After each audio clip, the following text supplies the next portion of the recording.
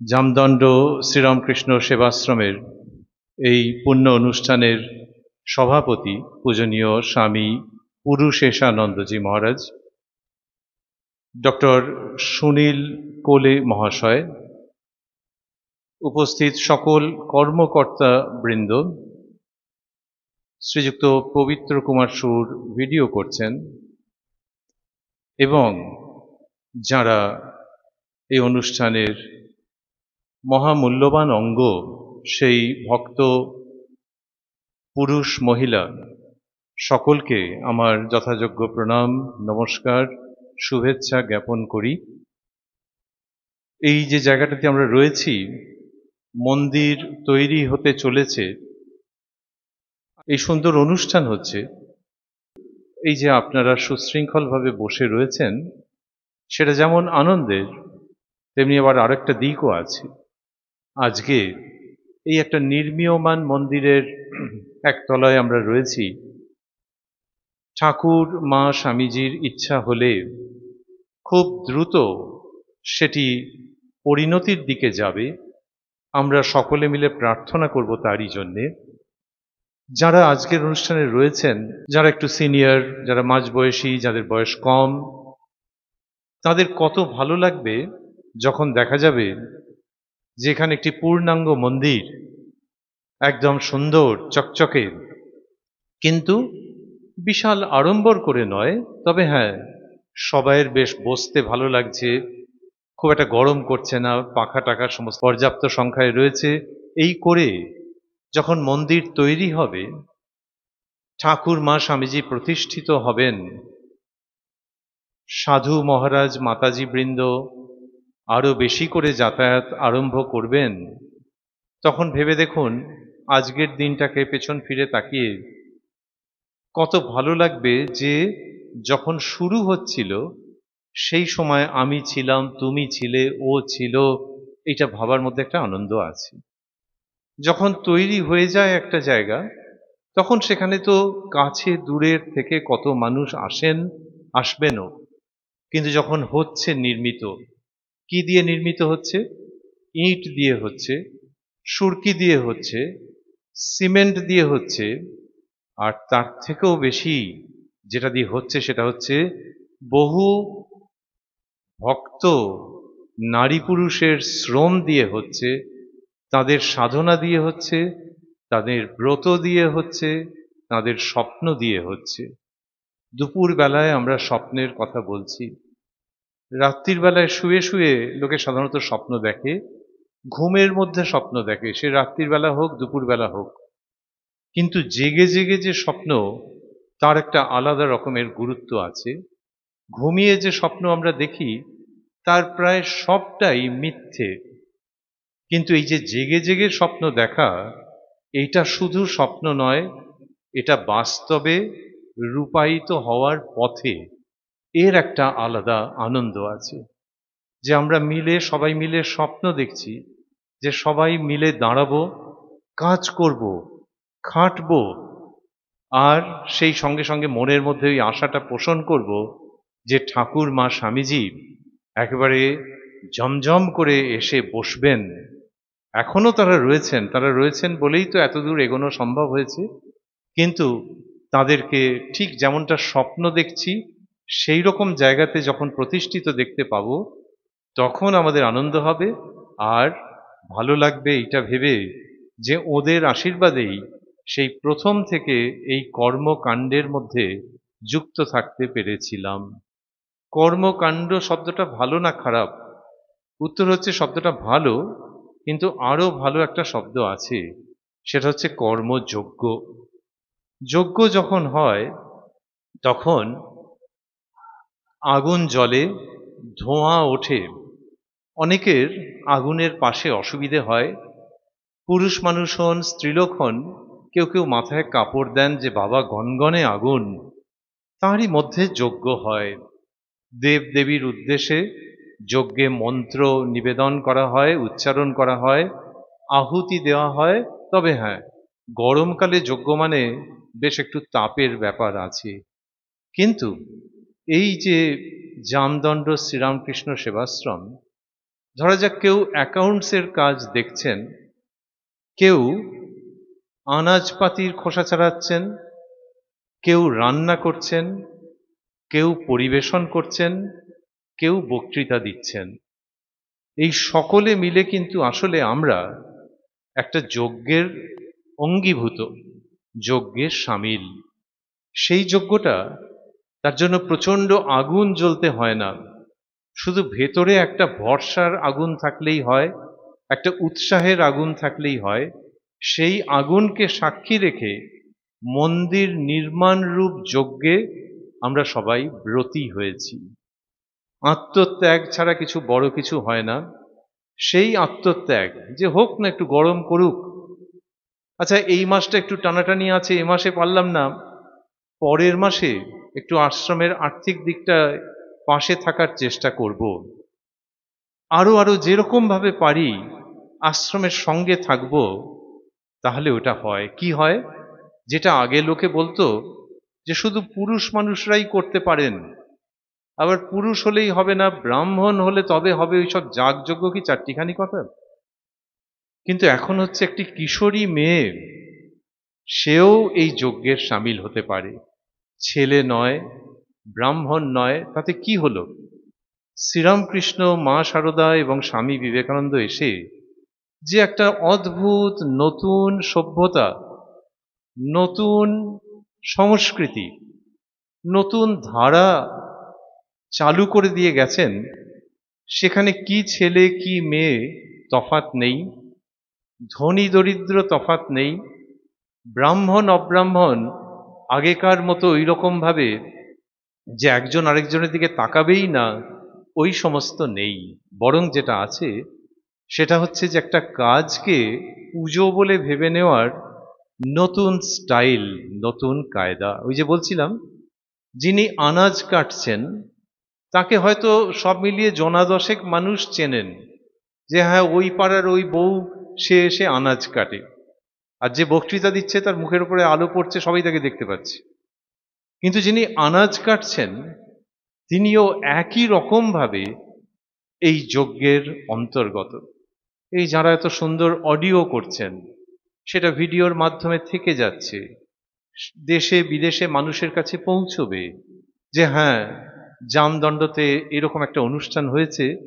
আর পরে নিশ্চয়ই পবিত্রবাবু দর্শকদেরও দেখাবেন, ভক্তদের দেখাবেন পরে, যে তারা সব অধীর আগ্রহে মহারাজের, অন্যান্যদের বক্তৃতা শুনেছেন, গান শুনেছেন। এই মানুষগুলোকে নিয়ে একটা বড় রকমের কাজ শুরু হতে চলেছে। এখানে এমন কেউ নেই যাকে বলা হবে যে না তুমি এসো না। এতটাই যে অন্য ধর্মের মানুষ যদি হন, কত জায়গায় আছে অন্য ধর্মের মানুষ, তিনি এগিয়ে এসে বলছেন যে দাদা আপনাদের এই কাজে আমি কিছু করতে পারি।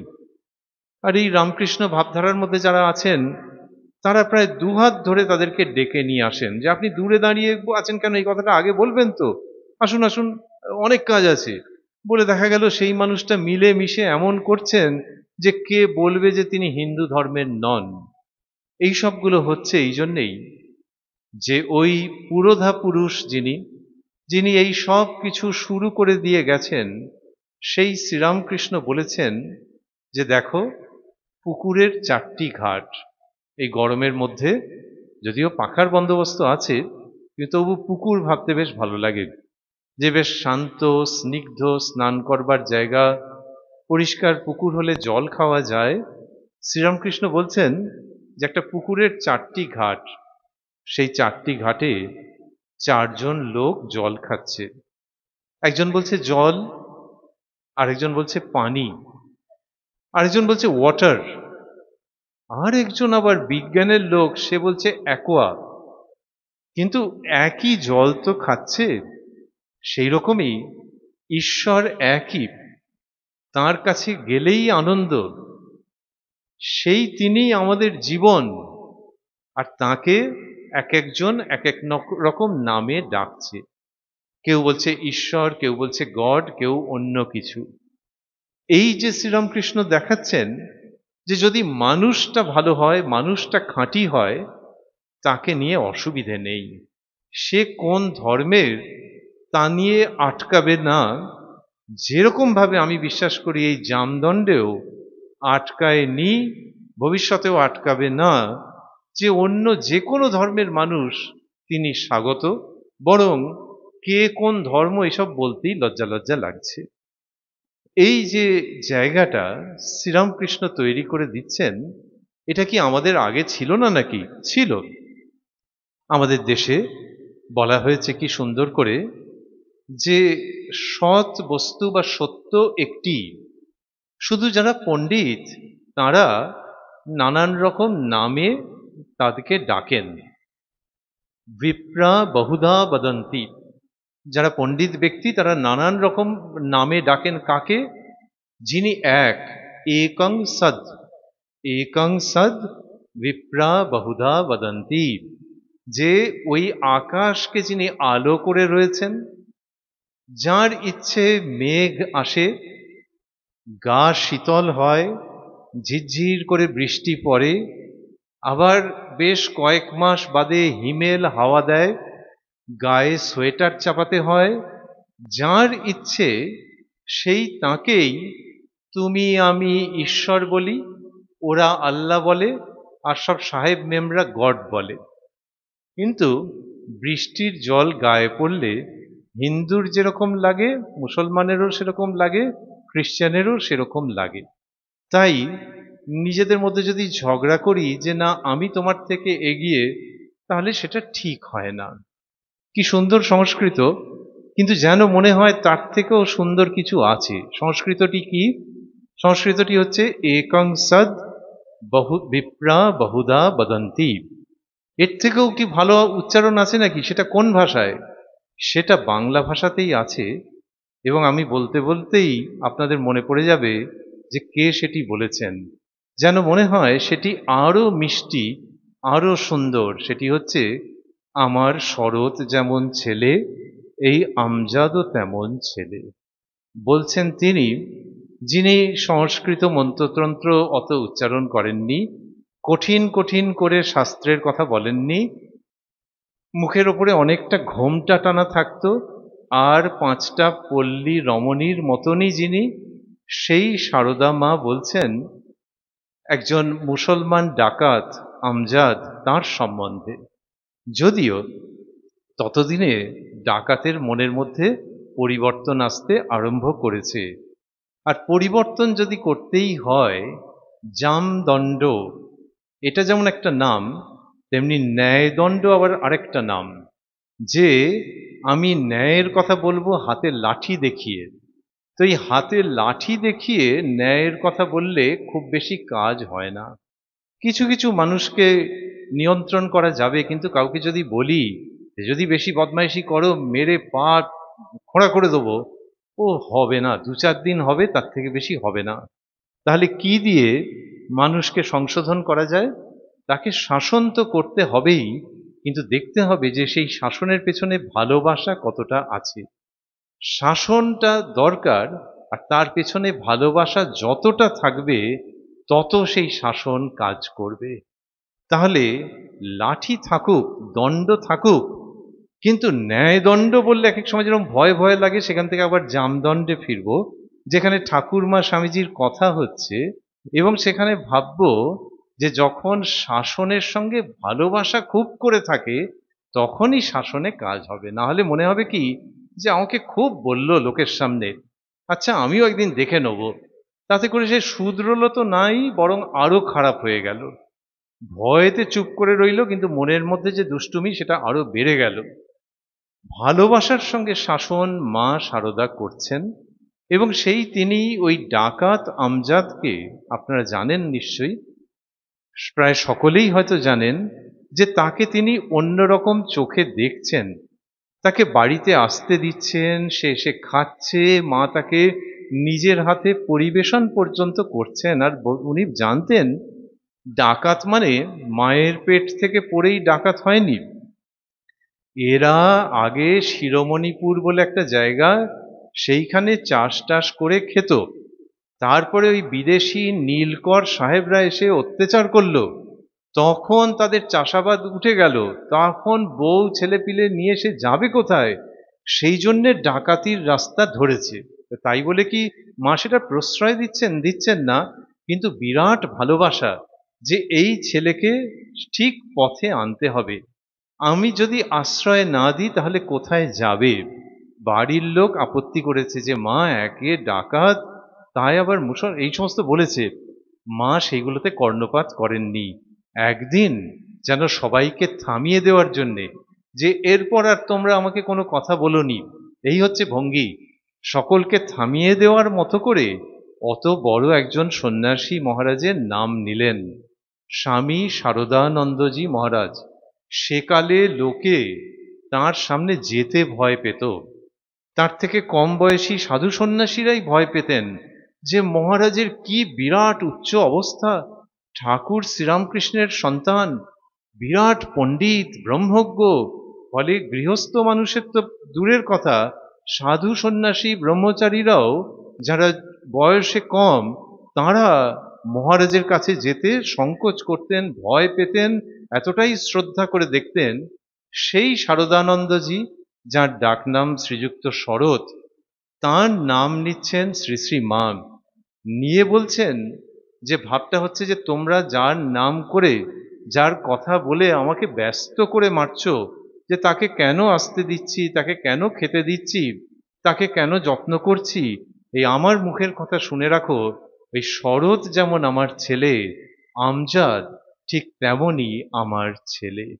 একং সদ বিপ্রা বহুধা বদন্তি, যে সৎ বস্তু একটি।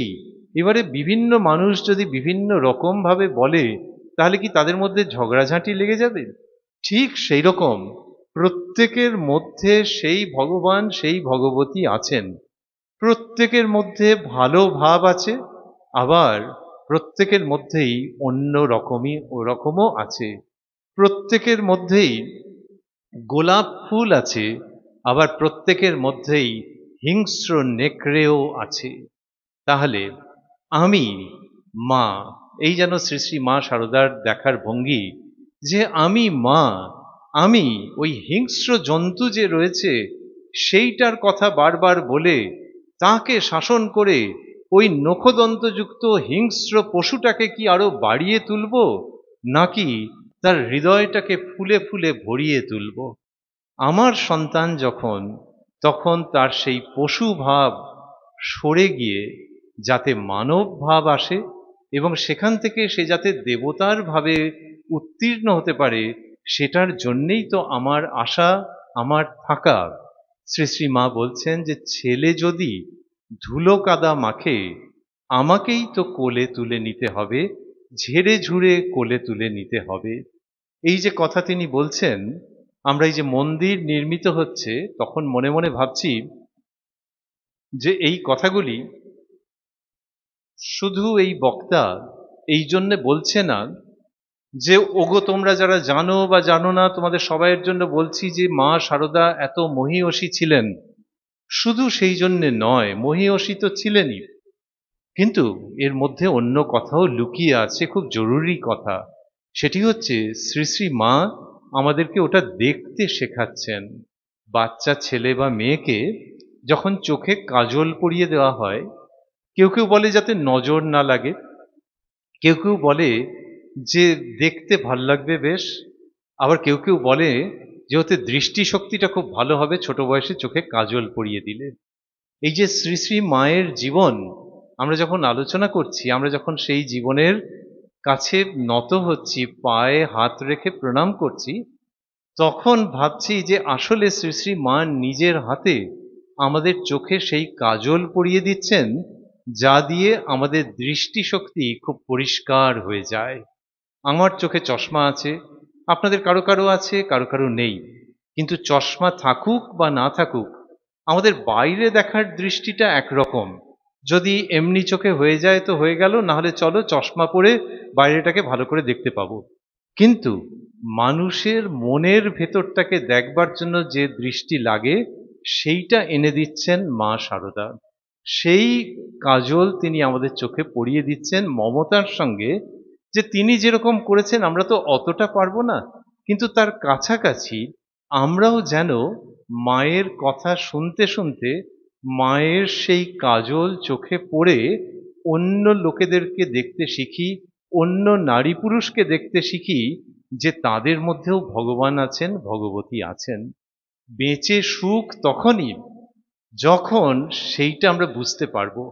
অন্য একজনকে মুখের ওপর কথা বলে দিলাম, খুব জোর শুনিয়ে দিলাম, সেইটা দিয়ে না ভেবে দেখবেন বেঁচে সুখ নেই। যখন কেউ ছোট থাকে আর কেউ যদি তাকে উল্টো পাল্টা কেউ বলে দিয়ে যায়, তখন বাড়ির লোক বলে যে তুই তো আচ্ছা বোকা আছিস, ক্যাবলা আছিস, তুই বলতে পারলি না একটা কথা। তা ছোট বয়সে ওটা শিখতে হয় যে অন্যায্য কথা হলে সঙ্গে সঙ্গে জবাব দিয়ে দেবো। কিন্তু আমরা যখন বড় হচ্ছি, যখন কেউ আমাদের গায়ে পড়ে সেরকম বলছে না, তখন একটা অন্য ভাষা শিখতে হয়। তাহলে ছোট বয়সে মা বাবা শেখাচ্ছেন হয়তো যে তুই ওরকম শুনে চলে এলি, একটা আজে বাজে কথা বললো, আমাদের বাড়ির নামে এসব বললো, তুই বলতে পারলি না, তুই এখনো বড় হলি না। এইটা শেখাচ্ছেন তারা, এটা দরকার জীবনে দাঁড়ানোর জন্য। কিন্তু তারপরে যখন আরো বড় হচ্ছে, বয়স হয়ে যাচ্ছে, তখন মা শারদার কথা আমাদের একটু শুনতে হচ্ছে। সেই মা শারদা যিনি আমাদের সকলের মা, সেই মা শারদা শেখাচ্ছেন যে মানুষের মধ্যে ভালোটা দেখতে হয়। মন্দ তো আছেই, কিন্তু ভালোটা যত তুমি দেখবে, যত তাকে ভালোবাসবে, তত সেই মানুষটার ভেতরের যে দেবত্ব সেটা জেগে উঠবে। একটা গরিব ঘরের বউ, তার নাম হচ্ছে অন্নপূর্ণার মা। নামটা বেশ ভালো, অন্নপূর্ণার মা, কিন্তু আসলে একেবারেই গরিব ঘরের বউ। সেই তাকে শ্রী শ্রী মা বলছেন কিরকম, যখন মায়ের একেবারে শেষ সময়, শয্যাশায়ী, সেই সময় অন্নপূর্ণার মা এসে সামনেটাতে রয়েছেন। আর তাদের ভাবনাটা হচ্ছে যে এই মা যদি চলে যান, তাহলে চোখের সামনে থেকে একটা পাহাড় যেন পড়ে যাবে। সেজন্য খুব কষ্ট নিয়ে, যন্ত্রণা নিয়ে, আশঙ্কা নিয়ে শ্রী শ্রী মায়ের দিকে তাকিয়ে আছেন। আর মা বলছেন যে বাবা শান্তি চাও। মা বলছেন যে, ওই অন্নপূর্ণার মাকে বলছেন যে যদি শান্তি চাও মা, কারো দোষ দেখো না, দোষ দেখবে নিজের। ভেবে দেখুন যে যার কিনা অত কষ্ট, কষ্টটা তো রয়েছে, শারীরিক কষ্ট রয়েছে, আমাদের একটু ব্রণ ফুসকুড়ি কেটে গেছে, ছড়ে গেছে হলে আমাদের সমস্ত মনটা ওই দিকে চলে যায়। শ্রী শ্রী মা ওই অবস্থাতে, যখন কিনা তিনি আর বেশি দিন এই ধরাধামে থাকবেন না, তখন কি অন্তরের কথা বলছেন, কি মিষ্টি কথা বলছেন, ভেতরকার বাঘ সিংহকে তাড়িয়ে দিয়ে ফুলে ফুলে ভেতরটাকে পরিপূর্ণ করবার কথা বলছেন। বলছেন জগৎ পর নয়, জগৎ তোমার নিজের, জগৎকে আপনার করে নিতে শেখো। আর প্রথমেই বলেছেন যদি শান্তি চাও মা, তাহলে এই যদি শান্তি চাও তাহলে জগৎকে আপনার করে নিতে শেখো। আমরা যদি নিজেদের দিকে তাকাই, যদি একটা আয়না এমন থাকতো, একটা আয়নার সামনে দাঁড়ালে আমার নিজেকে দেখতে পাওয়া যায়, কিন্তু সেটা বাইরেটা দেখতে পাওয়া যায়। যদি এমন একটা আয়না থাকতো যেটা দিয়ে আমার ভেতরটা দেখতে পেতাম, তাহলে হয়তো দেখা যাবে আজকে সকালে যে লোকটার সঙ্গে খুব ঝগড়া করেছি, বা পরশুদিন যাকে ছ্যাঁচ্ছার করে কথা শুনিয়ে দিয়েছি, তার ভেতরটাও যদি আয়না দিয়ে দেখতাম, তাহলে হয়তো দেখতাম যে দুজনের মধ্যে খুব একটা তফাৎ নেই। আমরা ভেতরটা দেখতে পাই না তো। আমরা ভাবি যে আমি তোমার থেকে অনেক বেশি শিক্ষিত, আমাকে তোমার থেকে অনেক বেশি সুন্দর দেখতে, আমার তোমার থেকে অনেক বেশি পয়সা, সেখানে তুমি আমার মুখের উপর এই কথা বললে। এগুলো সবই বাইরের দিকের এবং বেকার। যদি ভেতরের দিকটা দেখতে পেতাম, তাহলে হয়তো দেখতাম আমরাও অনেক অসুন্দর আছি, আমরাও অনেক অসম্পূর্ণ আছি, আমাদের মধ্যেও অনেক সীমাবদ্ধতা আছে। সেইখান থেকে শ্রী শ্রী মা যখন বলছেন, তখন গরমকালে ঝিরঝির ঝিরঝির করে বৃষ্টিপাতের মতো সেই শান্তি বাড়ি আমাদের উপরে এসে পড়ছে। যে যদি শান্তি চাও মা, কারো দোষ দেখো না, দোষ দেখবে নিজের, জগৎকে আপনার করে নিতে শেখো।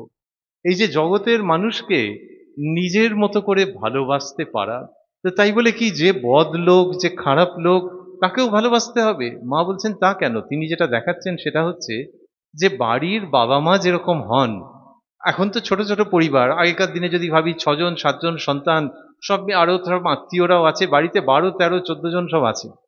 তাদের মধ্যে যারা বয়োজ্যেষ্ঠ, সেই তাঁরা স্বামী স্ত্রী, তারা যখন ছোটদেরকে দেখছেন, কেউ কেউ নিজের ছেলে মেয়ে, কেউ কেউ হয়তো ভাইয়ের ছেলে মেয়ে, কে ওর এর সব মিলিয়ে বাড়ি একবারে জমজমাট, যখন দেখছেন তখন কিন্তু সেই জয়েন্ট ফ্যামিলিতে কি হয় যে সকলকে তিনি সমান দৃষ্টিতেই দেখছেন। এই তো আমাদের ঐতিহ্য ছিল।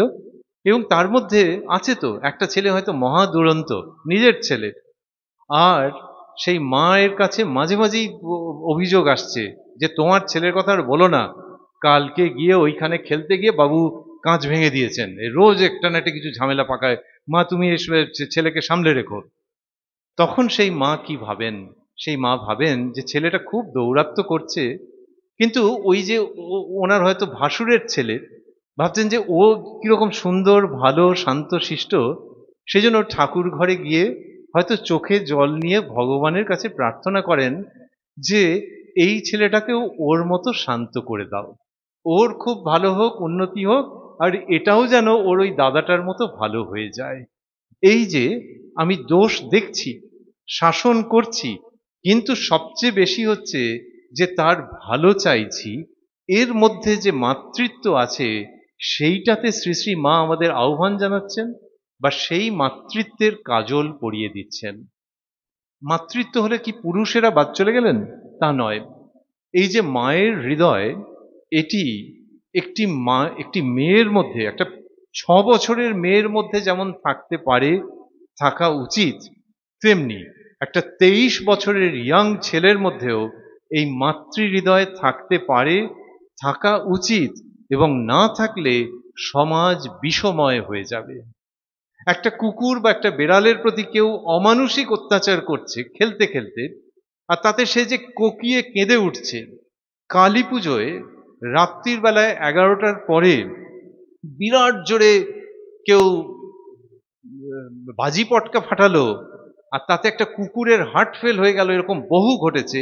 তারা যেরকম ভাবে কুঁই কুঁই করতে থাকে, তাতে বোঝা যায় যে তাদের যে ছোট্ট হার্ট, সেটাতে বড্ড কষ্ট হয়েছে। এই কষ্ট একটা ছেলে বুঝবে না? এর জন্য কি একটা মেয়েকে ডেকে আনতে হবে যে ওরে তোরা মায়ের জাত, তোরাই এটা বুঝবি? তারা অবশ্যই বুঝবে, এবং একটা ছেলেও বুঝবে যেদিন, সেদিন বুঝতে হবে যে আমাদের সমাজ সংসার নতুন ভাবে গড়ে উঠতে চলেছে। এই মাতৃ হৃদয় একটা মেয়ের দরকার, একটা ছেলের দরকার। বাকি ছেলে মেয়ের তফাৎ যা আছে সে তো আদিকাল থেকেই আছে, কিন্তু যত মাতৃ হৃদয় আসবে তত আমাদের খেয়েই বন্ধ হবে, তত আমাদের ঝগড়া বিবাদ বন্ধ হবে, তত দেশে দেশে যুদ্ধ বন্ধ হবে। এই মাতৃ হৃদয় কি চট করে আসবে? এই বক্তা তো বলে যাচ্ছে, কিন্তু চট করে কি আসবে? এরকম কি হয়? নাকি এটা একটা বক্তৃতার মতো শুধু বলা হচ্ছে? আমরা সেখানে ভাবছি যে না, হয় এবং হবে। এই জন্যই ঠাকুর মা স্বামীজির আগমন। স্বামী বিবেকানন্দ যখন বেলুড় মঠ তৈরি হচ্ছে, তখন সেখানে যে সাঁওতাল মেয়ে বউগুলো এসেছে, এসে তারা যে কাজ করছে, স্বামীজি তাদেরকে দেখছেন। সেই সময়কার ভিডিও নেই, কোনো স্টিল ফটো নেই, কিন্তু যদি আমরা মনে মনে ভাবি যে স্বামী বিবেকানন্দ দেখছেন, তাকে কিরকম দেখতে? তার মুন্ডিত মস্তক, অঙ্গে যে গেরুয়া পোশাক, দেখলে এক এক সময় বোঝা যাচ্ছে না যে ওই গেরুয়া পোশাকটা ওনাকে দীপ্তিমান করছে, নাকি গেরুয়া পোশাককে উনি দীপ্তি দিচ্ছেন। তার ভেতরে এমন ত্যাগের বহ্নি সেই স্বামী বিবেকানন্দ, যিনি কিনা আবার অদ্ভুত সরস শক্তিশালী ইংলিশ ভাষায় বিদেশে বক্তৃতা দিয়েছেন। সেই বক্তৃতা শুনে সাহেব মেম একেবারে শ্রদ্ধায় মাথা নত করেছেন।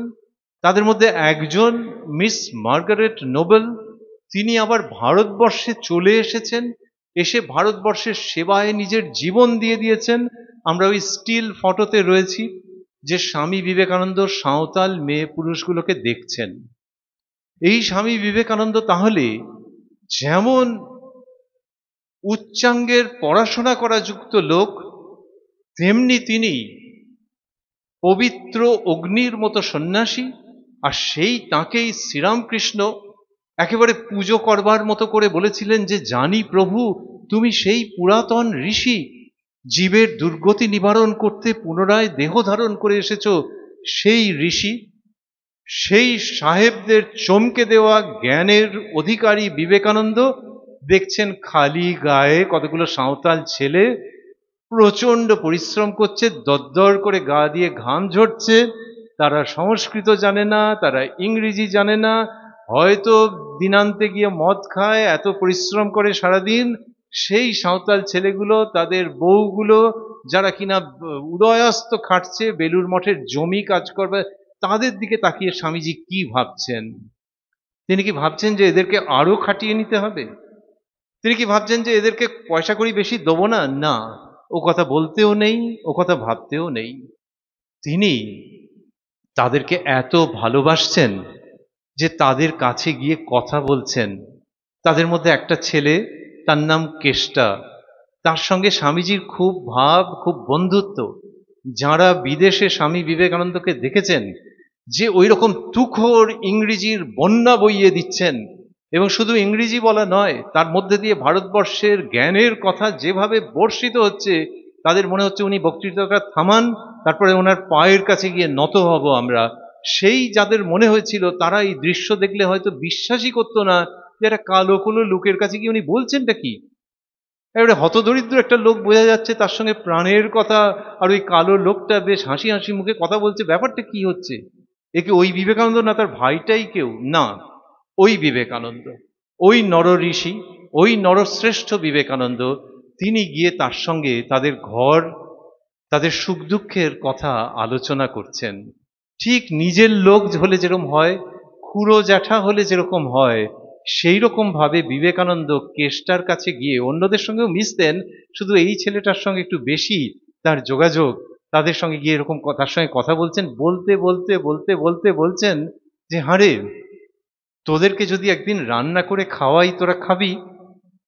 তা তিনি বলছেন, মানে তাকে আমরা তিনিই বলবো। স্বামী বিবেকানন্দকে দেখেছেন তো তিনি, স্বামীজি তো তার সঙ্গে কথা বলেছেন। সেই তিনি বলছেন যে হ্যাঁ, খাবো। আর সে তারাও তো তুমি আপনি করে বলতে পারে না গুছিয়ে, বলছে শুধু নুনটা বাদ দিয়ে, ওদের সংস্কার আর কি, যে কারোর হাতে খেলে নুনটা। স্বামীজি বলছেন আচ্ছা সেইভাবেই করে দেবো, তার মানে নুনটা আলাদা থাকবে, যার যেরকম লাগবে। এইবারে তিনি সেই ব্যবস্থা করলেন। ওই নারী পুরুষ সাঁওতাল যারা, তারা সমস্ত পাত পেরে বসে বেলুড় মঠে, নির্মীয়মান বেলুড় মঠে তারা সব খাচ্ছেন। আর স্বামীজির কি আনন্দ, তার দু চোখ দিয়ে যেন ঠিকরে বেরোচ্ছে আনন্দ। এই আনন্দের কোনো তুলনা নেই। ওই জন্য বলছিলাম, একং সদ বিপ্রা বহুধা বদন্তি, যত মত তত পথ। এই শরৎ যেমন আমার ছেলে, এই আমজাদও তেমন আমার ছেলে, ওই নিবেদিতা যেমন আমার, এই সাঁওতাল কেষ্টাও তেমনি আমার। এই যে ভঙ্গি স্বামী বিবেকানন্দের, সেইখানে দেখা যাচ্ছে যে তিনি কি আনন্দিত হচ্ছেন। এবং যখন এই সাঁওতালরা খেয়ে টেয়ে চলে গেছে, তখন একজনকে বলছেন যে ওদের চোখ মুখের ভাব দেখলি, এদের মধ্যে কোনো কপটতা নেই রে। এক এক সময় ইচ্ছে হয়, এর পরের কথাগুলো শুনলে আপনারা হয়তো চমকে যাবেন, যিনি পড়েছেন তিনি জানেন। আমার এক এক সময় ইচ্ছে হয় যে এই বেলুড় মঠটা বিক্রি করে দিয়ে ওদের সেবার জন্য কাজ করি রে। কি অসাধারণ কথা ভেবে দেখুন, যিনি দেশে বিদেশে অত খাটলেন করে এই বেলুড় মঠ তৈরি হলো, শিষ্য শিষ্যরা এগিয়ে এলেন, অর্থ সাহায্য করলেন, এবং ওই বিশাল স্ট্রাকচার তৈরি হচ্ছে। তখন তখন বিবেকানন্দ বলছেন যে মনে হয় এসব বিক্রি করে দিই এদের সেবার জন্যে। তাহলে এর মধ্যে কি বিরাট মহাপ্রাণতা! মহাপ্রাণ বললেও আমরা সেই কথাটাকে ধরতে পারবো না যে একজন মানুষের জন্য এত কষ্ট, এত তার ভেতরে বেদনা কেন? না, এরা বড় সরল সাদাসিধে। ভাবখানা এই যে রাত্রিরে মদ খেতেও পারে। ওকে কি তুই না আমি অনেক অঙ্ক বিজ্ঞান ভূগোল শিখিয়েছি, বাংলা ইংরেজি শিখিয়েছি? ও তো ওর মতো করে বেড়ে উঠেছে। আর ওর দোষগুলো নিয়ে যদি ভালোবাসতে না পারলাম, তাহলে কিসের ভালোবাসা? সেইখানে স্বামীজি ভালোবাসছেন, এবং তার ভেতরের যে সুপ্ত দেবতা, যে রুদ্ধ দেবতা, যে শৃঙ্খলিত দেবতা, যে প্রকাশোন্মুখ দেবতা, যে দেবতা প্রকাশিত হতে চাইছেন, সেই তাকে স্বামীজি যেন পুজো করছেন যে হ্যাঁ, তোদেরকে রেঁধে দেবো। এবং তোদের মধ্যে সেই সাঁওতাল ছেলেরাও আছে, তাদের বউরা আছে, অন্য মেয়েরা আছে, যে নারী পুরুষে কোনো ভেদ নেই। শুধু সন্ন্যাসী হিসেবে তিনি মেয়েদের সঙ্গে গিয়ে অতটা কথা বলতে পারছেন না, কিন্তু ভেতরের হৃদয়বত্তা বোঝা যাচ্ছে। তো বলছেন যে এদের জন্য মনে হয় মঠ ফট সমস্ত বিক্রি করে দিই। এই যে হৃদয়বত্তা আমরা বলছিলাম, এটা কি আমাদের হতে পারে? অবশ্যই হতে পারে। এবং সেই জন্যেই এদের আগমন, যে এদের জীবন পড়তে পড়তে আমরা আস্তে আস্তে জেগে উঠব। আপনারা জেগে উঠবেন, আপনারা জেগে উঠেছেন। কারণ তা না হলে এইরকম গরমের মধ্যে একটা মন্দির, ঠিক আছে বাবা, মন্দির যখন হবে বেশ হাওয়া টাওয়া দেবে, আরাম করে গিয়ে বসবো, কই তার আগে তো এসছেন। শুধু আজকের দুপুরবেলা বা অপরাহ্নে আসা নয়, আপনারা নানানভাবে যে যুক্ত রয়েছেন, তার মানে ঠাকুর মা স্বামীজির আশীর্বাদ আপনাদের উপর রয়েছে বই কি। এবং যদি সেটা থাকে, তাহলে আমি আর ঠাকুরের সেই কথাকে অস্বীকার করি কি করে, যেখানে তিনি বলছেন যে বাপের ছেলে সন্তানে পায়, যে যাকে চিন্তা করে সে তার সত্তা পায়। কি অপূর্ব কথা! যে একজনকে যদি তুমি অনেকক্ষণ ধরে ভাবো, লোকে সব ফিল্মের আর্টিস্টকে ভাবে অনেক সময়, কম বয়সী ছেলে মেয়েরা, আর লোকে বলে এই তুই অমুকের নকল করছিস নাকি, তোর তো হাব ভাব ওর মতো হয়ে গেল, সেটা মজার কথা। কিন্তু যদি প্রাপ্তবয়স্ক মানুষ মা শারদাকে খুব ভাবেন, ঠাকুরকে খুব ভাবেন, স্বামীজিকে খুব ভাবেন, তাহলে আমি কোনোদিন স্বীকার করব যে তার মধ্যে ওইসব গুণ আসবে না? তার মধ্যে ওই গুণ আসতে বাধ্য। আপনি চান বা না চান, ওই বাবা মায়ের গুণ আপনার মধ্যে ধীরে ধীরে আসবে বই কি। সেই জন্য তাদের দিকে তাকিয়ে থাকা, সেই জন্য তাকিয়ে থাকা সেই অসাধারণ ঘটনাগুলোর দিকে, যেখানে কিনা দেখছি যে কাশ্মীরে হাউস বোট, এবং সেইখানে আবারও গরিব মানুষের কথা, সেখানে দেখছি একটা মেয়ে, একটা কম বয়সী মেয়ে, সে মাঝির মেয়ে, কিন্তু স্বামী বিবেকানন্দ তার মধ্যে কিছু একটা দেখছেন, দেখে যেটা করছেন, সে তো সারা পৃথিবীর ইতিহাসে আলোড়ন জাগানোর মতো। কিন্তু যে আলোড়নের ফলে সবকিছু লণ্ডভণ্ড হয়ে যায় না, নতুন করে গড়ে ওঠে। সেটি কি? সেটি হচ্ছে ওই মুসলমান মানুষটির কুমারী কন্যাকে স্বামীজি কুমারী রূপে পুজো করলেন। কুমারী রূপে পুজো করলেন। এমনিতে বেলুড় মঠে যখন কুমারী পুজো হয়, তখন তাকে দেখতে খুব ভালো হয়। লোকে বলে মেয়েটাকে দেখেছো কি সুন্দর দেখাচ্ছে, কেউ কেউ বলে দেবীর মতো দেখাচ্ছে। স্বামী বিবেকানন্দ দক্ষিণ ভারতে গেছেন, সেখানে মা কন্যাকুমারীর মূর্তি আছে, মন্দির আছে, অপূর্ব রূপ, দেখতে ভালো হয়। সেই কুমারীকে নিয়ে পুজো করা হয়। বেলুড় মঠ অন্যান্য শাখা কেন্দ্রে কুমারীর পুজো হচ্ছে মানে আহা হা, সর্বগুণান্বিতা একটি বাচ্চা মেয়ে। কিন্তু লোকে বলে যে হিন্দুদের দেখলে বোঝা যায়, মুসলমানকেও দেখলে বোঝা যায়, ভালো খারাপ নয়, কিন্তু দেখলে বোঝা যায়। ভালো খারাপ যদি বলি, তাহলে আমি রামকৃষ্ণদেবের ভাবের উল্টো দিকে চলে গেলাম। সুতরাং ভালো খারাপ নয়, কিন্তু দেখলে বোঝা যায় যে কে কোন ধর্মের। তাহলে সেই মুসলমান মেয়ে, তাকে দেখলে তো একটা বোঝা যাচ্ছে, তার যে জামা কাপড়, তার যে অঙ্গের সাজসজ্জা, একটা মুসলমান মেয়ে বলে তো বোঝা যাচ্ছে। আপনি আমি যদি ভাবি আমার অঞ্চলের একটি মুসলিম মেয়ে, তাকে আমরা পুজো করব কি? অনেক রকম ভেতরে কিন্তু যদি হবে, যে কেন পুজো করব, কি বৃত্তান্ত। কিন্তু স্বামী বিবেকানন্দ দেখছেন যে ওর মুসলিম পরিচয়টা বড় নয়, বা আজকে হিন্দু ঘরের একটি মেয়েকে যদি পুজো করি, হিন্দু পরিচয়টাই শেষ কথা নয়, কিন্তু ওই মেয়ের মধ্যে আমার মা আছেন, ওই মেয়ের মধ্যে জগদীশ্বরী রয়েছেন, অতএব ওই মেয়েকে আমি কুমারী রূপে পুজো করব। এইটা যিনি বলছেন, তিনি তো নতুন যুগের আবাহন করছেন, নতুন যুগের সূচনা করছেন।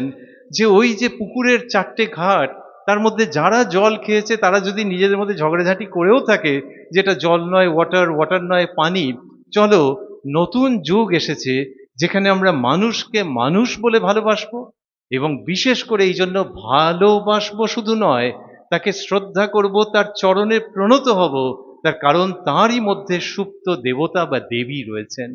আমি যদি সেই মানুষটার মধ্যে যে খারাপ জায়গাটা, সেইটাকে শাসন করবার চেষ্টা করি ভালোবাসার সঙ্গে, তাহলে ভেতরকার দেবতা বা দেবী রুষ্ট হবেন না। কিন্তু তার ভেতরের যে দেবত্ব, যে মেয়েটাকে সবাই ছ্যাঁচা করে, যে ছেলেটাকে দেখলে সবাই মারতে যায়, সেই ছেলের মধ্যেও একটা দেবত্ব আছে, ওই মেয়ের মধ্যেও একটা দেবীত্ব আছে। ওর বাবা মা হয়তো চিনতে পারেনি, পাড়া প্রতিবেশী জানতে পারেনি, কিন্তু আমি যদি সেটাতে ভরসা না রাখি, তাহলে রামকৃষ্ণ সারদা বিবেকানন্দকে আমি কি অধ্যয়ন করলাম? এবং আমি যদি তার প্রতি এমন ব্যবহার করি যাতে তার ভেতরে খুব কষ্ট লাগলো, তখন কিন্তু সেই দেবতারও শ্রী অঙ্গে কষ্ট লাগে। দক্ষিণেশ্বরে ওই গঙ্গার ধারে শ্রীরামকৃষ্ণ রয়েছেন, হঠাৎ করে উঠলেন। তখন বললে যে কি হয়েছে মামা? বলছে খুব লেগেছে। তারপরে জামা খুলতে দেখা গেল পিঠে একেবারে লাল লাল দাগ হয়ে গেছে। কি না, চাবুকের দাগের মতো একটা পিঠে হয়ে গেছে। তারপরে সেটা কি দেখা গেল যে দূরে ওই নৌকোর মধ্যে একটা বলশালী লোক আরেকজনকে সপাটে মেরেছে চড়। সেইটা শ্রীরামকৃষ্ণের গায়ে এমন ভাবে লাগছে যে তিনি উহ করে উঠছেন। এই যে একটা মানবতার প্রতি অপমান, ওই যে একটা চড় মারছে, তার মধ্যে দিয়ে যে একটা পাশবিক ব্যবহার, তাতে শ্রীরামকৃষ্ণ আহত হচ্ছেন। জামদণ্ডে এসে এই সুন্দর একটা পরিবেশের মধ্যে থেকে ভাবতে চাইছি যে আমরা প্রত্যেক ছেলে এবং প্রত্যেক মেয়ের প্রতি যেন এমন ব্যবহার করি, শাসনের অংশটা থাকুক, কিন্তু যেন রূঢ় ব্যবহার না করি। যদি রূঢ় ব্যবহার করি তাহলে ঠাকুরের শ্রীঅঙ্গে আঘাত লাগে, শ্রী শ্রী মা বিচলিত হন, স্বামীজির কষ্ট হয়। স্বামীজির কষ্টের কথা বলতে বলতে শেষ করব। স্বামী বিবেকানন্দ শুয়ে আছেন বেলুর মঠে, আর তিনি একটা কিরকম তার ঘর থেকে একটা গোঙানির উহ আহ মতো আওয়াজ আসছে। তখন পাশের ঘরে আরেকজন গুরু ভাই রয়েছেন, তিনি ছুটে গেছেন। বাঙালির শরীর তো অনেক সময় হয় পেট কামড়ালে, আমাদের প্রায় সকলেরই অভিজ্ঞতা আছে, আর যদি ডাক্তার বদ্যির ব্যবস্থা না থাকে তাহলে মানুষের ওরকম। তো পাশের ঘর থেকে ছুটে গেছেন, গিয়ে বলছেন যে স্বামীজি কি হয়েছে, ওরকম আওয়াজ করছেন তো। স্বামীজি বলছেন যে দেখ, আমি শুতে পাচ্ছি না। ভারতের আমাদের দেশের মানুষের এত কষ্ট যে আমি স্থির থাকতে পারছি না, আমি শুতে পারছি না।